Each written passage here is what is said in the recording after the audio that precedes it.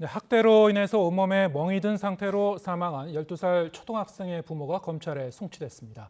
이번 사건의 자세한 내용과 법적인 의미, 사건 이슈 코너에서 장윤미 변호사와 이야기 나눠보겠습니다. 안녕하세요. 네, 안녕하세요. 네, 자, 이 사건 기사 접할 때마다 참 가슴이 아픈 그런 좀 참담한 사건이었죠. 12살, 그러니까 초등학교 5학년 어린이가 멍투성이 상태에서 이제 숨졌습니다. 경찰이 이제 부모를 검찰에 송치하면서 특히 이제 의붓 어머니에 대해서는 아동학대 살해죄로 이제 제목을 변경했어요. 그렇습니다. 사실 아동학대 치사죄로 처음에는 수사를 시작했습니다. 이 말인즉슨 살인의 고의는 없었다라고 보고 좀 우발적으로 어떻게 보면 이 뭐 사망을 예견은 했다라고 하지만 살인까지 의도하진 않았다는 게 이 수사의 초점이었다면요. 이 수사를 하다 보면 이 아동학대 치사라는 게 그 피해 아동의 상황을 정확하게 담아내고 있다라고 보기가 상당히 어려웠던 겁니다. 지금 주검으로 발견됐을 때 온몸이 멍투성이었고요. 또래보다 15kg 정도 몸무게가 덜 나가는 상황이었습니다. 학교도 다니지 않는 상태였고, 그렇다면 이 정도로 아이를 방임하고 방치하는 정도라면 살인의 고의가 있었다라고 봐야 돼서 아동학대 살인죄를 좀 적용하기로 입장을 좀 변경한 부분이 있고요. 이 두 죄의 차이는 그렇습니다. 아동학대 치사 같은 경우에는 법정형이 물론 적지가 않습니다. 무기 또는 5년 이상의 유기징역형이 가능한데 아동학대 살인으로 의율하게 되면 사형 무기 7년 이상으로 규정돼 있어서 사형 선고가 가능하다는 점, 큰 법정형의 차이가 있습니다. 그렇습니다. 그러니까 일종의 이제 미필적 고의에 의한 살인 개념으로 보면 됩니까? 예, 아마 정말 아이를 살해할 의도가 있었다라고까지는 보지 어렵겠지만 미필적 고의로나마 살인을 하였다라는 게 지금 수사 당국의 시선인 것 같습니다. 그런데 정말 안타까운 게 사실은 이제 친모가 이 아이 학대 사실을 알고 있는 상태에서 양육권 이전을 이제 준비 중이었다고 하죠.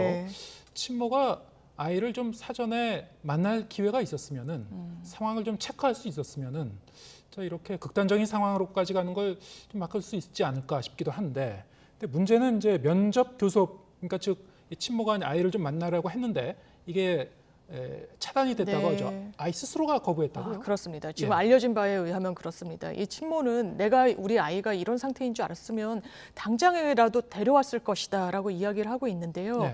사실 부부가 이혼을 하게 되면 여러 향후적인 과제가 남습니다. 양육비 문제가 있고요. 또 하나는 아이의 면접 교섭 문제입니다. 근데 양육비는 금전이기 때문에 주지 않으면 여러 가지 법률적인 방책이 가능합니다. 가압류를 걸 수도 있는 부분이고요. 재산에 어떤 권리 행사를 할 수도 있는데 면접 교섭은 사실상 그 부분이 상당히 어렵습니다. 더더군다나 이번 사례처럼 아이 스스로가 부모를 만나기를 원하지 않는다라고 이야기를 하면은 사실상 강제할 수 있는 수단이 없는 겁니다.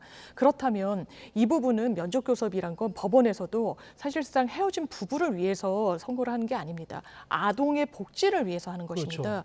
그런데 아동이 원하지 않는다라고 한다면 어떤 수단으로도 이를 강제할 수 있는 방법은 사실상 없다라고 보면 되고, 이 부분이 그렇다면 이 아이의 진짜 의사인지와 관련해서는 사실 전문가들은 이 부분을 좀 세밀하게 들여다볼 필요가 있다라고 얘기합니다. 왜냐하면 일방의 배우자 중에 한 명과만 살도록 돼 있다 보니까 굉장히 친모나 친부를 헤어진 이 상대 당사자를 나쁘게 이야기하는 경우도 많습니다. 그럼 아이는 이 부모 같이 살고 있는 부모의 이야기를 듣고 굉장히 거부감을 보이는 경우들도 상당히 많고 하기 때문에요. 이런 부분과 관련해서도 아이가 사실 이런 환경 속에서 친모와의 접견을 스스로 거부했던 게 아니냐, 이런 분석이 나오고 있습니다. 이 면접 교섭이라는 것 자체가 말씀하신 대로 지금 양육을 하지 않고 있는 그 다른 부모, 부모가 단지 아이의 얼굴이 보고 싶어서 만나는 것을 넘어서 아이가 제대로 양육되고 있는지 그것을 좀 체크하고 뭔가 좀 그 다른 한쪽 부모에 대한 어떤 견제의 의미도 있는 거 아니겠습니까? 그렇습니다. 근데 이제 이번 사건으로 보면은 이 제도상에 좀 허점이 있을 수가 있구나, 이런 걸 좀 새삼 깨닫게 되는데요. 말씀하신 대로 좀 세심하게 아이의 판단을 좀 살펴볼 방법은 없는지 좀 더 고민해 봐야 될 것 같습니다. 자, 그런데 이 사망한 그 12살 어린이 11월부터 최근까지 학교를 안 가고 있었어요. 그렇습니다. 명목은 이제 홈스쿨링 하고 있다 이랬는데, 자, 이런 경우에 어떻게 학교 측에서도 좀 제대로 모니터링할 수 있는 방법이 없었을까요? 사실상 없다라고 학교 선생님들은 이야기를 하고 있습니다. 이 예. 학생 같은 경우에도 초등학교 교육은 의무 교육으로 돼 있습니다. 그런데 부모가 보내지 않는다. 여러 명목을 대기도 합니다. 홈스쿨링을 한다, 집에서 유학 준비를 한다 등등의 사유를 댈 때 그렇다면 규제할 수 있는 뚜렷한 수단이 있느냐? 현실적으로 그렇지 않다라는 겁니다. 물론 의무 교육으로 돼 있기 때문에 과태료 100만 원 정도를 내야 되는데요. 네. 이 부분이 굉장한 어떤 강제 수단이 된다라고 평가하기는 어려운 부분이 있고요. 이 피해 아동 같은 경우에도 계속해서 학교를 나가지 않아서 집중관리 대상이었음에도 불구하고 학교 측에서는 사실상 전화로 이 상황을 점검할 수밖에 없었다라고 합니다. 실제로 방문을 했으면 더 좋지 않았겠느냐라고 할 수 있겠지만요. 방문을 한다 한들 뾰족한 수는 없습니다. 뭐 거부를 한다거나 들어오는 것을 막는다거나 했을 때 아동의 상태를 학교 일선 교사가 세심하게 챙길 수는 없는 부분입니다. 이 학생 같은 경우에도 필리핀 유학을 준비 중이기 때문에 우리가 걱정하지 않아도 된다라고 했지만 사실 이 사각지대 속에서 사망하는 그런 안타까운 결과가 나왔기 때문에요.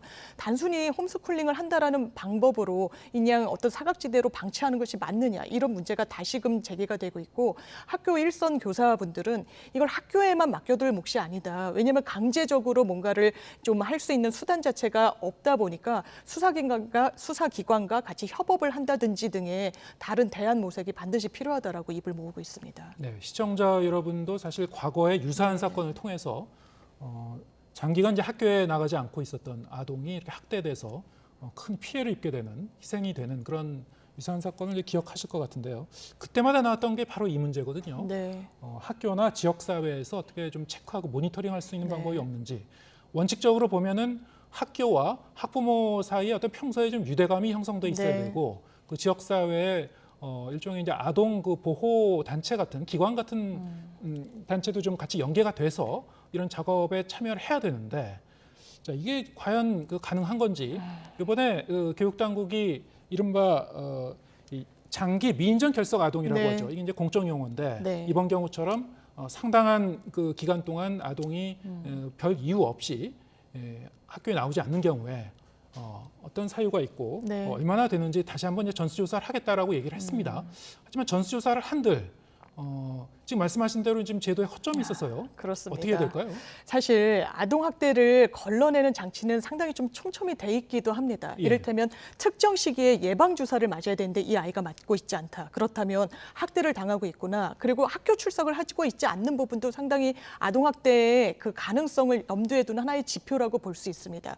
그래서 최소한 홈스쿨링을 한다라고 하면 사실상 강제하는 수단이 없기도 하지만 이 정부 기관에서는 좀 수시로 전수조사를 해오고 있기도 합니다. 이게 원래 예정된 전수조사 시기는요. 4월 그리고 6월, 9월, 11월 이렇게 예정이 돼 있는 상황이었는데요. 네. 이번 좀 사건을 계기로 그걸 좀 앞당겨서 전수조사를 한다라는 것입니다. 근데 다만 현황을 점검하기 위한 전수조사가 그 해결책 근원적으로 기능하기는 좀 어려워 보이고 홈스쿨링을 한다라고 하더라도 뭐 중학교, 고등학교 과정에서는 의무 교육이 아니기 때문에 아예 강제는 못 한다고 하더라도 이 부분 계속해서 체크할 수 있는 부분을 일선 학교에 맡길 것이 아니라 뭔가 뭐 여성가족부든 아니면 뭐 경찰력을 동원해서라든 아동학대의 어떤 가능성이 높이 예측되는 그런 가구에 대해서는 좀 강제적으로 이 아이를 상황을 점검할 수 있는 그런 수단 마련은 이번 사건을 계기로 반드시 마련돼야 된다고 생각합니다. 네, 해마다 이제 통계 숫자를 보면은 매해 그렇습니다. 이제 아동 학대 사건이 정말 끊이질 않고 있어요. 그리고 이제 제도의 이제 허점은 매번 지적이 되기 때문에 정말 우리 사회의 영원한 숙제인 것 같습니다.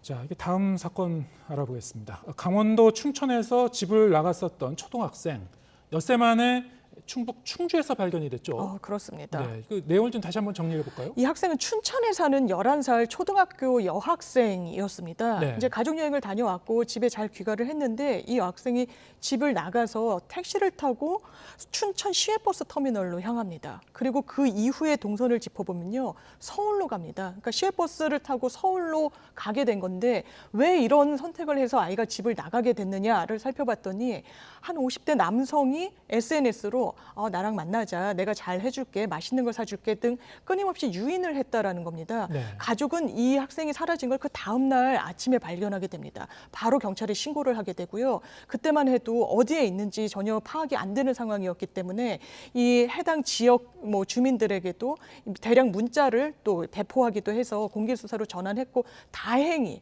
이 아이가 내가 엄마 충주에 있는데 지금 좀 무섭다라는 문자를 가족에게 보내게 됩니다. 그러면서 정확한 위치가 좀 좁혀졌고, 해당 이 충북 충주의 한 창고 건물에서 이 해당 소녀를 발견하게 됩니다. 네, 경찰이 창고 건물에서 발견을 하니까 네, 그 순간에는 이 50대 남성 경찰한테 이 A 양을 모른다고 이제 얘기를 그렇습니다. 했다고 하죠. 예.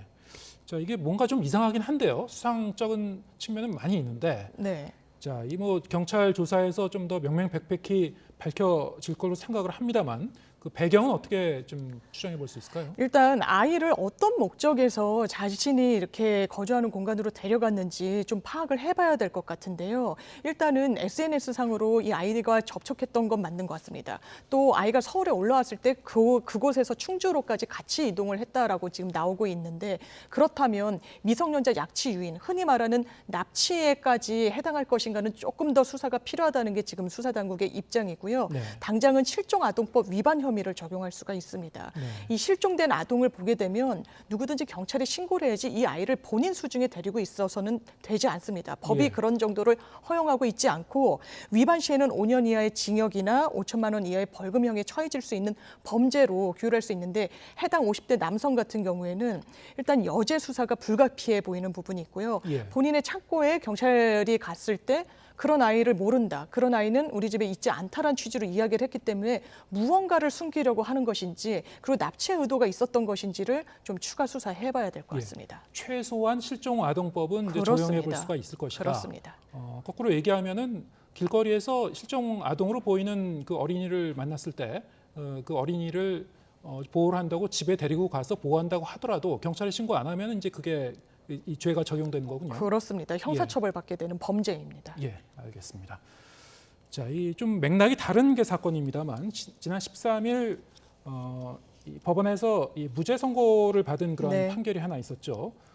이 사건은 여자 초등학생을 50대 남성이 유인하려다가 미수에 그쳤던 그런 혐의였는데, 무죄를 선고받았어요. 그렇습니다. 예. 미성년자 유인 미수죄로 기소가 됐는데요. 예. 어떤 의미냐면 미성년자를 속여서 내지는 유혹해서 유인을 해가지고 데려가려고 하다가 미수에 그쳤다는 혐의로 재판에 넘겨진 겁니다. 이게 지난해 4월 달에 있었던 일인데요. 한 저녁 8시쯤에 50대 남성이 본인 집 인근의 편의점에 막걸리를 사러 갑니다. 그랬더니 초등학교 여학생이 혼자 라면을 먹고 있는 거예요. 그럼 너 어디서 왔길래 이렇게 혼자 밤에 라면을 먹고 있니? 아저씨 집에 갈래라고 이야기했다라는 혐의로 재판에 넘겨지게 됐는데, 이 무죄를 받은 이유는 이 아동과 해당 남성의 진술이 상당히 일치했습니다. 처음부터 집에 가자 이랬던 것이 아니라요.